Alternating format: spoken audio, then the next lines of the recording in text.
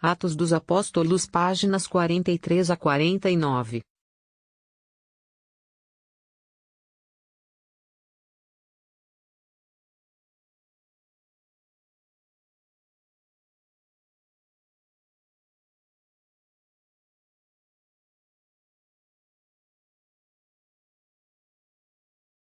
Perante Festo, apelação para César. 3 dias depois de chegar à província, Festo subiu de Cesareia para Jerusalém. 2 a 3 Os sumos sacerdotes e os mais importantes dentre os judeus se apresentaram a Festo para acusar Paulo, solicitando o especial favor de transferi-lo para Jerusalém. É que preparavam uma emboscada para matá-lo durante a viagem. Festo respondeu que o lugar da prisão de Paulo era Cesareia e que ele mesmo partiria muito em breve para lá, e completou: aqueles que dentre vós estiverem habilitados desçam comigo a Cesareia. E se houver algo a incriminar nesse homem, apresentem acusação contra ele. Festo ficou com eles não mais de 8 ou 10 dias, depois desceu para Cesareia. No dia seguinte, sentou-se no tribunal e mandou trazer Paulo. Quando este se apresentou, os judeus que vieram de Jerusalém o rodearam, apresentando muitas e graves acusações, que, no entanto, não conseguiam comprovar. Paulo se defendeu, dizendo: eu não fiz nada contra a lei dos judeus, nem contra o templo, nem contra César. Querendo agradar aos judeus, Festo disse a Paulo: queres subir a Jerusalém para ser julgado lá, em minha presença, a respeito dessas coisas? Paulo respondeu: estou diante do tribunal de César, e é aqui que devo ser julgado. Não pratiquei nenhum crime contra os judeus, como reconheces perfeitamente. Se cometi uma injustiça ou alguma coisa que mereça a morte, não recuso morrer. Mas, se não há nada daquilo de que me acusam, ninguém pode entregar-me a eles. Apelo a César. Então Festo conferenciou com o seu conselho e disse: a César apelaste, a César irás. Perante Herodes Agripa II e Berenice. Alguns dias depois, o rei Agripa e Berenice desceram para Cesareia e foram cumprimentar Festo. Como ficassem alguns dias aí, Festo expôs ao rei o caso de Paulo, dizendo: está aqui um homem que Félix deixou como prisioneiro. Quando estive em Jerusalém, os sumos sacerdotes e os anciãos dos judeus vieram apresentar queixa contra ele e pediram-me que o condenasse. Mas eu lhes respondi que os romanos não costumam entregar um acusado antes que tenha sido confrontado com os acusadores, podendo defender-se da acusação. Eles vieram para cá e, no dia seguinte, sem demora, sentei-me no tribunal e mandei trazer homem. Seus acusadores compareceram em sua presença, mas não aduziram nenhuma acusação referente a crimes de que eu suspeitava. Tinham somente certas diferenças com ele a respeito da sua superstição e a respeito de certo Jesus, que já morreu, mas que Paulo afirmava estar vivo. Eu não sabia o que fazer para averiguar o assunto. Perguntei então a Paulo se ele preferia ir a Jerusalém, para ser julgado ali. Mas Paulo fez uma apelação para que sua causa fosse reservada ao juízo do imperador. Então ordenei que ficasse preso até que eu pudesse enviá-lo a César.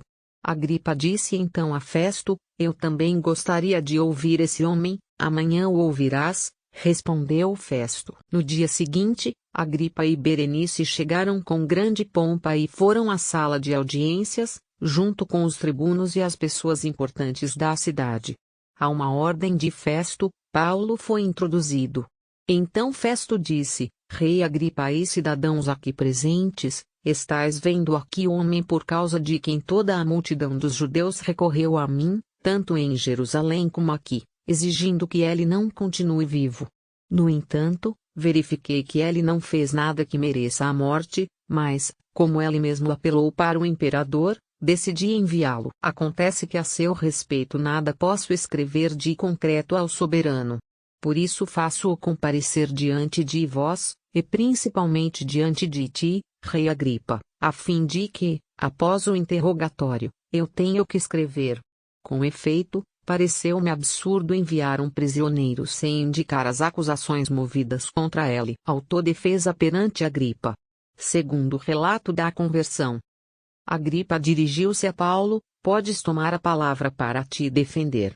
Paulo estendeu a mão e começou a sua defesa: Rei Agripa, considero-me feliz de poder, hoje, em tua presença, defender-me de todas as coisas de que os judeus me acusam, tanto mais que estás a par dos costumes e controvérsias dos judeus. Portanto, peço-te que me escutes com paciência.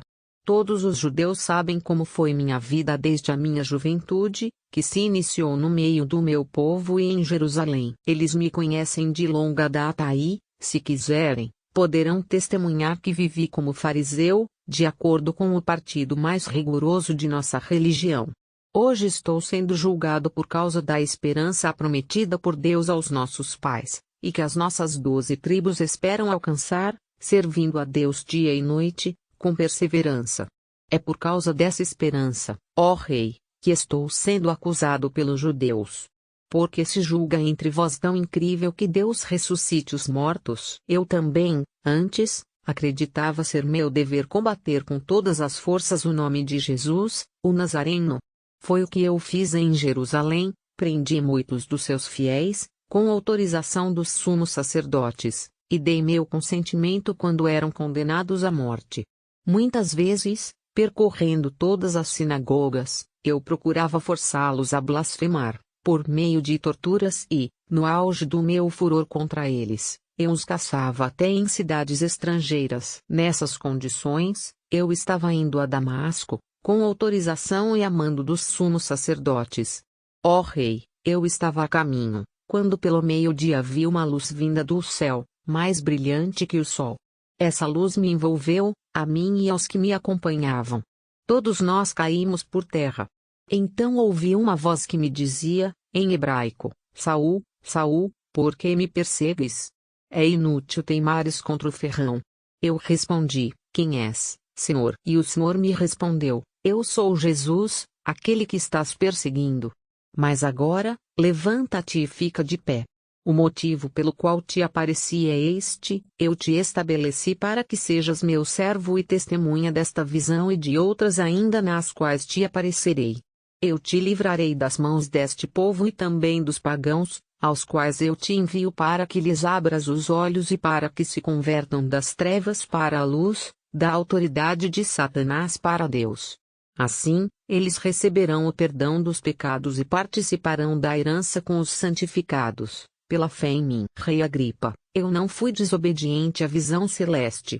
Pelo contrário, levei a mensagem primeiro aos habitantes de Damasco e aos de Jerusalém, depois a toda a região da Judeia e também aos não-judeus.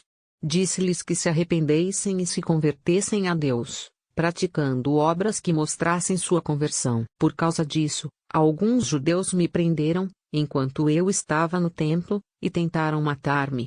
Mas, graças ao socorro de Deus, até hoje continuo a dar testemunho diante de pequenos e grandes.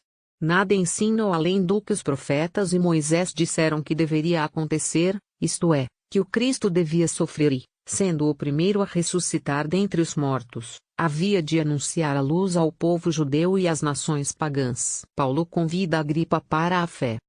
Paulo assim falava em sua defesa, quando Festo o interrompeu em alta voz: estás ficando louco, Paulo? Teu muito estudo te fez enlouquecer. Mas Paulo respondeu: não estou ficando louco, excelentíssimo Festo. Estou falando palavras verdadeiras e sensatas.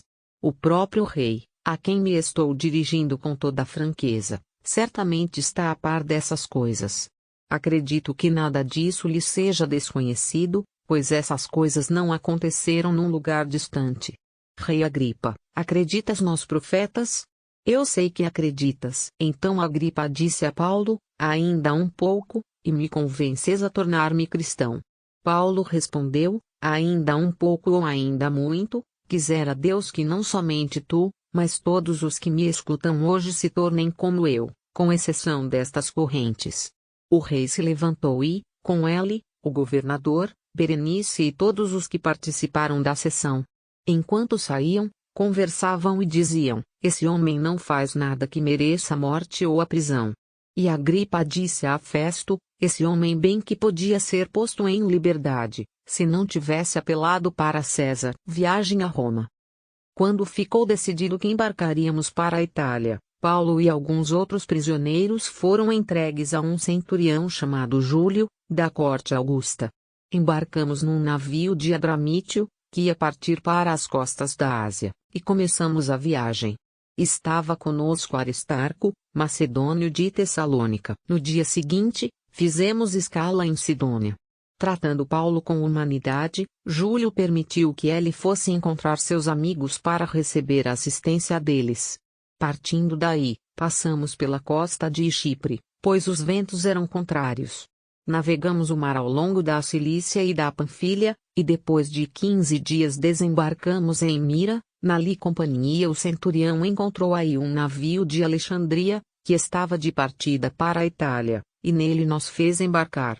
Durante vários dias navegamos lentamente e chegamos com dificuldade à altura de Cnido. Como o vento era contrário, passamos pela costa de Creta, junto ao Cabo Salmone, e depois de tê-lo dobrado com dificuldade, chegamos a um lugar chamado Bons Portos, perto da cidade de Lasaia. Passou bastante tempo, e a viagem se tornou perigosa, pois o outono já estava chegando. Paulo então advertiu: amigos, vejo que a viagem começa a acarretar prejuízo e grande dano, não só para a carga e o navio, mas também para nossas vidas. Mas o centurião acreditou mais no piloto e no armador do que nas palavras de Paulo. Aliás, o porto não era propício para passar o inverno. A maioria foi de opinião que se devia partir daí e tentar passar o inverno em Fênix, um porto de Creta aberto ao sudoeste e ao noroeste. A tempestade. Quando começou a soprar uma brisa do sul, eles julgaram poder executar esse projeto. Levantaram âncoras e foram costeando Creta mais de perto. Pouco depois, desencadeou-se do lado da ilha o furacão conhecido como Euraquilão. Incapaz de resistir ao vento, o navio foi arrastado violentamente, e ficamos à mercê dos ventos. Passando rente a uma pequena ilha, chamada Cauda, com dificuldade conseguimos recolher o bote. Após tê-lo içado, os tripulantes usaram expedientes de emergência, cingiram o navio com cordas de segurança e, temendo encalhar em Sirte, desceram a âncora flutuante e ficaram à deriva. Quando, no dia seguinte, fomos violentamente sacudidos pela tempestade, começaram a jogar a carga no mar. No terceiro dia, com as próprias mãos lançaram ao mar o equipamento do navio. Por vários dias, não vimos nem o sol, nem as estrelas, e a violenta tempestade continuava a nos ameaçar. Já tínhamos perdido toda a esperança de salvação. Estávamos muito tempo sem comer nada.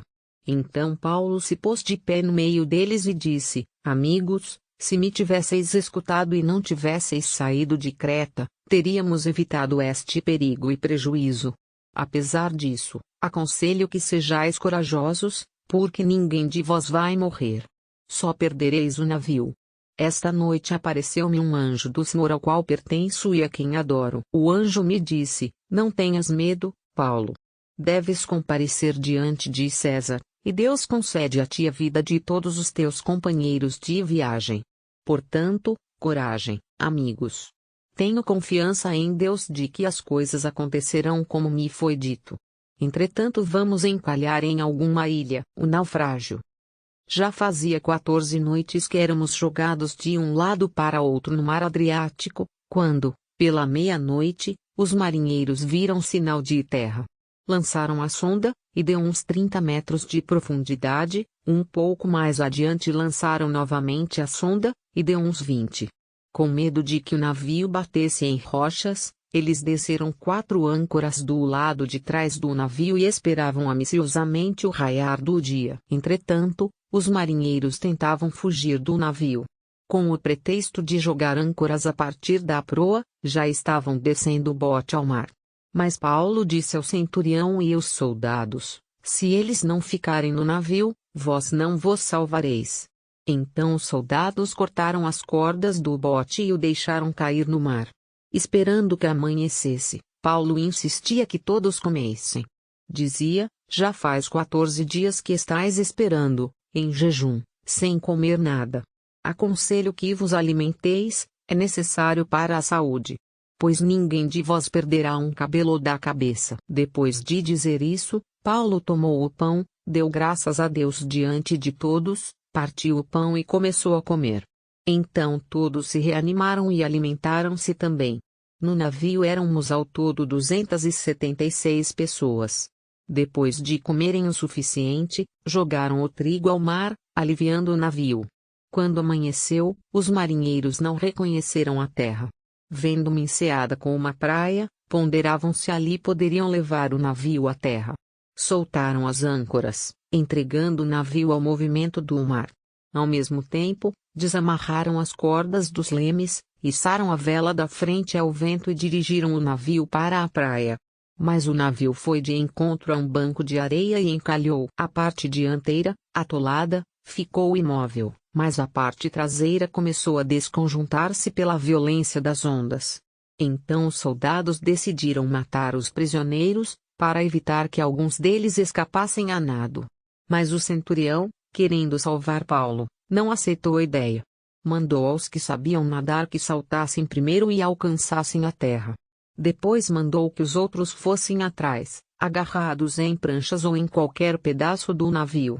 Assim, todos chegaram à terra, sãos e salvos. O inverno em Malta. Uma vez que estávamos fora de perigo, soubemos que a ilha se chamava Malta. Os nativos mostraram extraordinária gentileza para conosco. Acolheram a nós todos, não sem acender uma fogueira, por causa da chuva que caía e do frio. Paulo, entretanto, saiu para recolher uma braçada de gravetos a fim de os lançar no fogo. Por causa do calor, saiu uma víbora que se enrolou na sua mão.